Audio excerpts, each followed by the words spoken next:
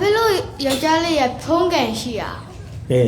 ဘာဖြစ်လို့ယောက်ျားလေးတွေကဘာလို့ဘုံကန်ရှိတာလဲပေါ့နော်ဘုံကန်ဆိုတာဒါကုသိုလ်ကိုပြောတာနော်ဒါကုသိုလ်အားကြီးတဲ့သူကိုဘုံကြီးတယ်လို့ခေါ်တာနော်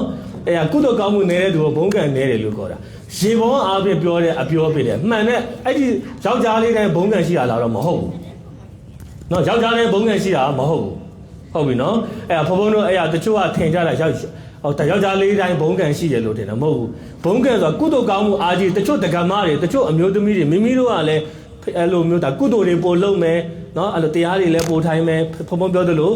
ဖရာတရားတန်ခါမိဘဆရာပေါ်မှာယူသေးလေးစားတယ်ဆိုရင်မိမိတို့လည်းဘုံကန်ယောက်ျားလေးတွေတဲ့ဖရာတရားပို့လို့ကုသိုလ်ကောင်းမှုပို့လို့စိတ်ကောင်းနှလုံးကောင်းပို့ထားရင်မိမိတို့ရဲ့ဘုံကန်ကလည်းယောက်ျားလေးတွေပို့တာတာပဲယောက်ျားလေးတွေကလည်းသူကကုသိုလ်ကောင်းမှုပို့ကြည့်ရင်သူတို့ကလည်းကုသိုလ်ကောင်းမှုပို့ကြည့်ရဲ့သူကပို့ပြီးဘုံကန်ကြည့်တာပဲဟုတ်ပြီလား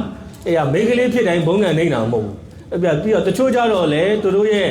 ဒါမိန်းကလေးဖြစ်ရမယ့်ကံပေါ့သူတို့အတိတ်ကပြုခဲ့တဲ့ကံကြောင့်မိန်းကလေးဖြစ်တာတချို့ကကြတော့သူတို့ရဲ့စိတ်ကောင်မိန်းမဘဝဝယ်ဖြစ်ချင်လို့မိန်းမဖြစ်တာအဲ့လိုဒါမိန်းကလေးဖြစ်တိုင်းဘုံကန်နေလို့မဟုတ်ဘူးတချို့ကဘုံကန်ကြီးတယ်ယောက်ျားလေးဖြစ်ချင်လည်းဖြစ်ခွင့်ရှိတယ်ဖြစ်လို့ရပေမဲ့မိန်းကလေးဘဝကိုပဲနှစ်သက်တာဥပမာဘုန်းတော်ဘုရားရှင်လက်ထက်ကဒီအုံမာဒါနီတို့တချို့ဒါဘဒုမဝတီတို့ဒီလိုတက္ကမတွေဆိုရင်မိန်းမဘဝကိုပဲနှစ်သက်တာနှစ်သက်တဲ့အတွက်သူတို့ကုသိုလ်ကောင်းမှုပြုပြီးတော့သူတို့စုတောင်းတာအဲ့လိုပေါ့နော်ဆိုတော့ကုသိုလ်ကောင်းမှုအားကြီးတဲ့သူကဘုံကန်ကြီးမှာပဲယောက်ျားလေးမိန်းမရယ်လို့မိန်းကလေးယောက်ျားလေးဆိုရင်ခွဲခြားမှုမရှိဘူးကုသိုလ်ပို့အားကြီးရင်စိတ်ကောင်းပို့ထားတဲ့သူကပို့ဘုံကန်ကြီးတာဟုတ်လားမိမိနားလဲလားနားလဲပြီနော်